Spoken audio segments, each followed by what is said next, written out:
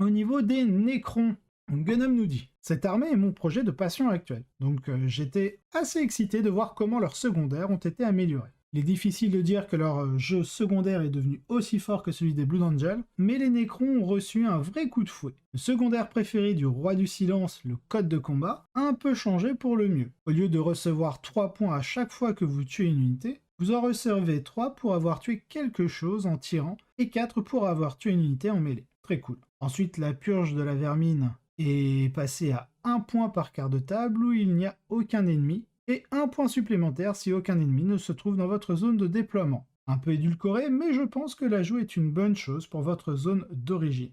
Ensuite, Treasure of the Ions, donc le trésor des éons, a reçu une amélioration assez substantielle, car il empêche maintenant votre adversaire de choisir l'objectif dans sa zone de déploiement. Puisqu'il marque à la fin de votre tour, les unités d'objectifs sécurisés et les mouvements d'avant-jeu d'avant-garde seront énormes ici. Enfin, nous avons les anciennes machines qui ont été un peu ajustées. Une unité centrale ou un canoptech peut commencer à réveiller un marqueur d'objectif qui ne se trouve pas dans votre zone de déploiement. Les unités d'objectifs sécurisées terminant l'action à votre tour, chaque fois que vous réveillez un objectif, vous obtenez 4 points. Cette action peut être faite si vous contrôlez l'objectif, peu importe si des modèles ennemis s'y trouvent. Bien fait.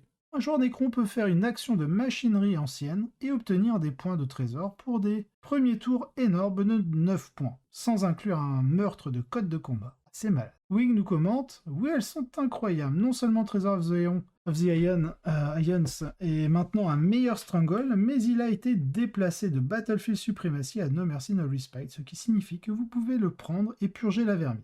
Cela peut maintenant être marqué au premier tour, et c'est essentiellement 3 points de victoire gratuits si vous passez en premier. Donc vous allez très certainement obtenir au moins un score modéré, et l'image globale pour les Nécrons est très positive. C'est en compétition pour être le meilleur ensemble de secondaires de faction.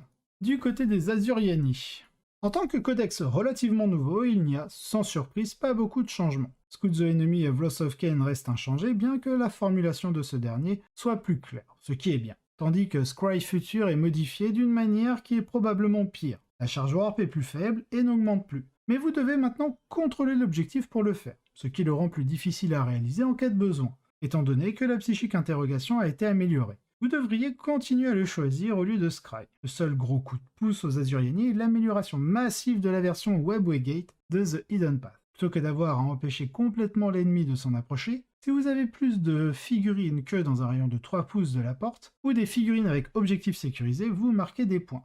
Notez que l'objectif sécurisé opposé n'interfère pas avec cela. Donc tant que vous pouvez garder un Seigneur Phénix près de la porte, votre adversaire ne peut pas empêcher les points d'arriver. Cela ouvre probablement quelques options pour les constructions d'armées. Et en dehors de cela, le départ de tout cela signifie que vous devez probablement construire pour Wrath of Kain, la plupart du temps. Sachant qu'en format WTC, vous ne pouvez pas jouer de fortification, donc pas de Webway Gate. Attention du coup. Du côté des Arlequins, la menace diabolique des clowns a réussi à obtenir des boosts significatifs. Une performance mortelle était déjà un bon secondaire et devient encore meilleure avec la condition de destruction en mêlée qui passe de 3 à 2 unités et aucun autre changement. Vous devriez continuer à le choisir souvent. Weaveil bénéficie d'un boost encore plus important avec une charge warp de départ de 3 et une portée de 18 pouces, ce qui rend plus intéressant que Psychique Interrogation dans certains matchs. Enfin, prenez vos places n'a pas changé, mais suit la vague générale d'amélioration que les options de suprématie du champ de bataille de faction reçoivent dans un monde post-Stranglehold, un grand ensemble d'options. Du côté des Drukhari, mal de choses à dire effectivement. La bête noire de Rob, Earth the Prey, a finalement été abaissée d'un cran ici, ne rapportant plus que 1 point de victoire pour chaque quartier à chaque tour, mais pouvant au moins être marqué au premier tour en contrepartie. Cela l'affaiblit tout de même considérablement, car même si vous gagnez quelques points au premier tour, vous devez encore nettoyer 3 quarts pour les tours 2 à 4, puis déposer votre adversaire pour le maximiser. Il est probablement encore possible de le choisir de temps en temps, car vous permettre de jouer le jeu selon vos conditions plutôt que celle de l'adversaire est toujours génial. Mais vous devez trouver des points ailleurs. La bonne nouvelle à ce sujet est que les 3 autres secondaires de Drukhari qui étaient auparavant de pures ordures reçoivent tous un coup de pouce. Dans Purge the Enemy, les 2 choix bénéficient de grosses améliorations. Prenez les vivants qui vous donnaient auparavant 3 points de victoire pour avoir tué au moins un personnage monstre en mêlée lors d'un round de bataille et 1 point de victoire si vous tuez au moins une autre unité en mêlée. Vous donne désormais des points de victoire pour chaque unité dans les 2 cas, jusqu'à un maximum de 5 points de victoire par round de bataille. C'est un gros avantage car cela signifie que vous pouvez maximiser cela sur 3 tours explosifs si tout se passe bien. que vous pouvez compenser en éliminant plusieurs unités faibles si l'adversaire n'expose pas de personnages ou de monstres. Ce n'est toujours pas un choix automatique, mais c'est beaucoup plus plausible. Les bêtes pour l'arène reçoivent aussi un gros coup de pouce en ce sens que vous pouvez maintenant les marquer pour 2 points de victoire au lieu de 3 points de victoire, avec des unités non Witch Cult. Donc vous n'avez pas besoin d'être aussi biaisé pour que ce soit pratique. Et les unités Witch Cult reçoivent toujours les 3 points de victoire. En pratique, la cavalerie et les bêtes sont encore des mots-clés assez rares pour que Take Them Alive sera presque toujours meilleur que ça. Mais c'est bien qu'on y jette un œil. Enfin, Fear and Terror reçoit l'une des plus grosses révisions du livre. Plutôt que de vous récompenser pour chaque figurine qui s'enfuit, une option vraiment atroce, il y a maintenant 4 façons différentes de marquer le coup, chacun valant un point de victoire. Une unité ennemie qui rate un test de morale vous donne un point de victoire, ce qui peut en valoir quelques-uns. Et vous pouvez occasionnellement en gagner un pour avoir raté une action. Mais les 2 plus importants sont que vous obtenez un point de victoire à chaque fois que l'adversaire se replie, et chaque fois que vous tuez une unité en mêlée. Vous pouvez faire un jet contre son leadership, et si vous le battez, vous obtenez un point. Ce mécanisme a été testé avec le secondaire démon dans Ashmoon. Il est vrai qu'il n'a pas fait grand chose, mais l'associé à la possibilité de marquer des points lorsque l'adversaire se replie le rend bien meilleur. Comme des outils tels que les trophées macabres pour bloquer le commandement de l'adversaire. Il est difficile de se faire une idée de l'ensemble honnêtement, les adversaires se replient beaucoup contre Drukhari. Mais il est possible que cela ne soit génial que dans les matchs que vous aviez déjà l'avantage de gagner, et que cela ne fasse pas grand chose dans les matchs plus difficiles. C'est certainement mieux qu'avant, mais peut-être pas suffisamment.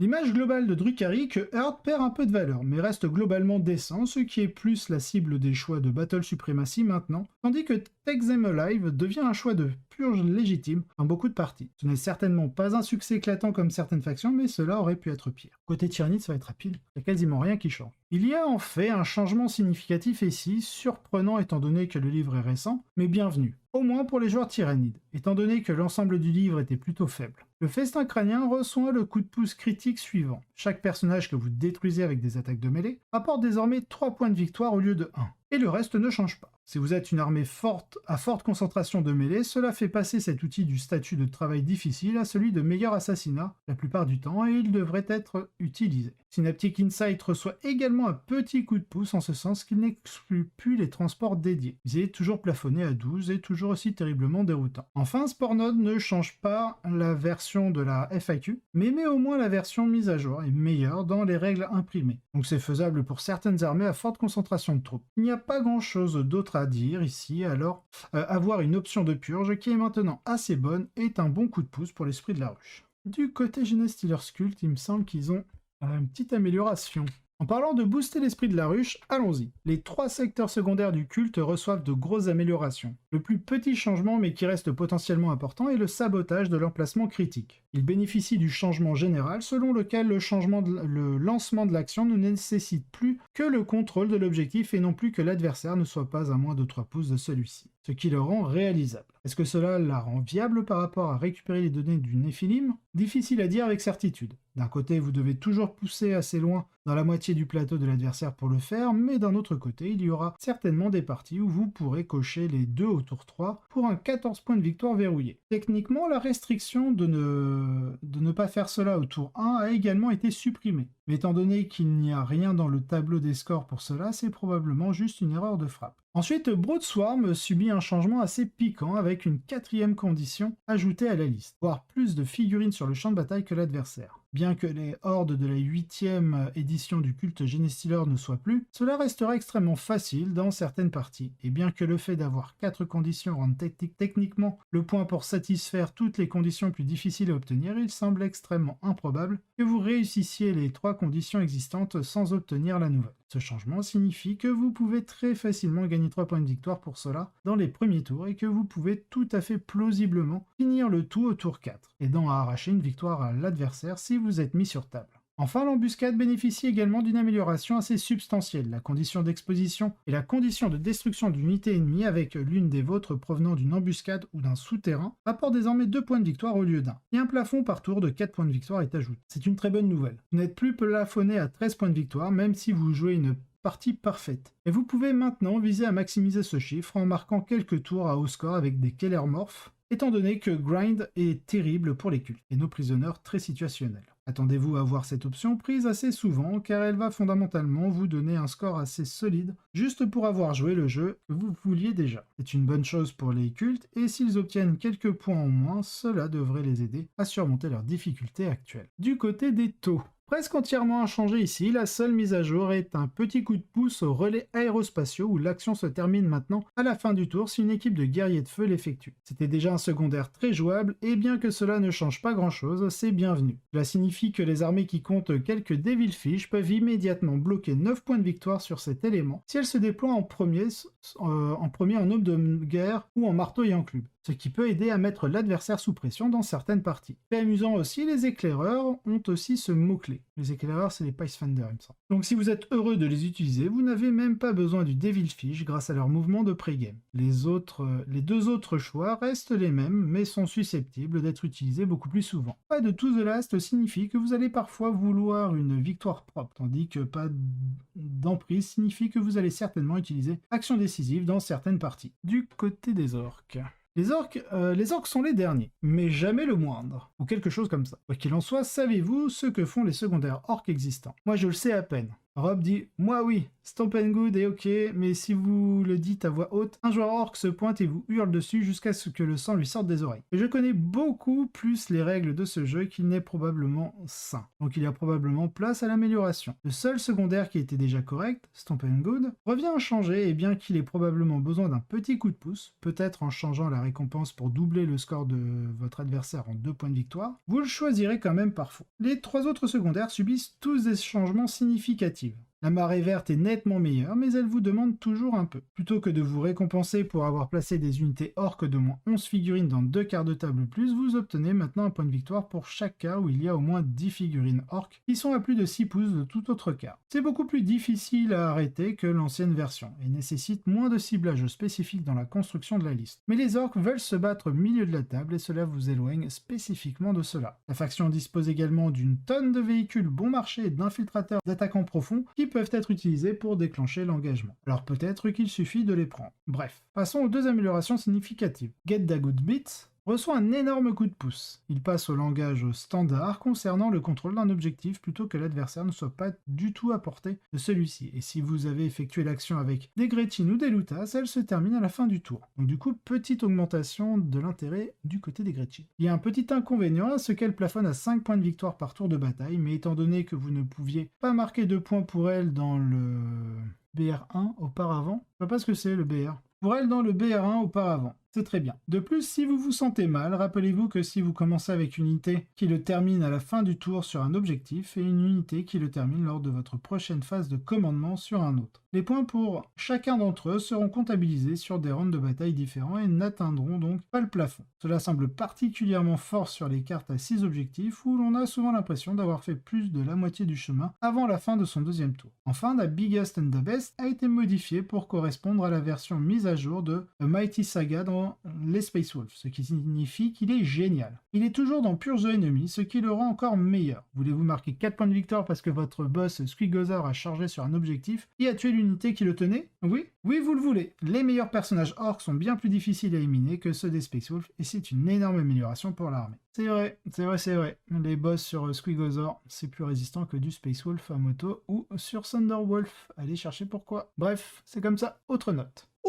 Il y a quelques autres choses que nous devons noter ici également et qui ne rentrent pas tout à fait dans les catégories ci-dessus parce qu'elles combinent des choses de plusieurs sections. Les infiltrateurs et les mouvements d'avant-garde sont incroyablement importants maintenant. Et par infiltrateur, j'entends les unités qui peuvent se déployer en dehors de votre zone de déploiement. Il y a maintenant des missions et des missions secondaires qui tirent parti de la présence d'unités en dehors de la zone de déploiement. Sur récupérer les reliques, vous ne gagnez toujours votre bonus de points de commandement, donc du Battleforge, au début de la phase de commandement que si vous contrôlez un marqueur objectif dans le No Man's Land ou en territoire ennemi. Mais maintenant, si vous passez en second, vous risquez de manquer de 2 points de commandement en conséquence. Un pendant la phase de commandement de votre adversaire et un pendant la vôtre. Les secondaires comme Pure the Vermin et Earth the Prey peuvent également vous faire perdre 3 à 4 points de commandement dans les missions avec déploiement en quart lorsque vous passez en premier. Pour les armées qui peuvent prendre des infiltrateurs ou se déplacer avant le jeu dans d'autres zones de déploiement, cela sera encore plus important. Les scores vont probablement baisser un peu. La suppression de Stronghold et To The Last réduit considérablement le nombre d'options secondaires de 15 points dont disposent certaines armées et rend les scores de 100 moins probables, à moins que votre faction ne dispose d'options vraiment dingues et que votre adversaire ne distribue des points gratuits. Cela devrait théoriquement créer des conditions de jeu plus équitables, mais cela dépendra en grande partie de la façon dont les choses se dérouleront du point de vue de l'équilibre secondaire. Il est préférable de construire votre armée pour éviter les secondaires génériques, avec moins de choix dans l'ensemble, si vous pouvez éviter de donner beaucoup de points sur assassinat, abattage, donc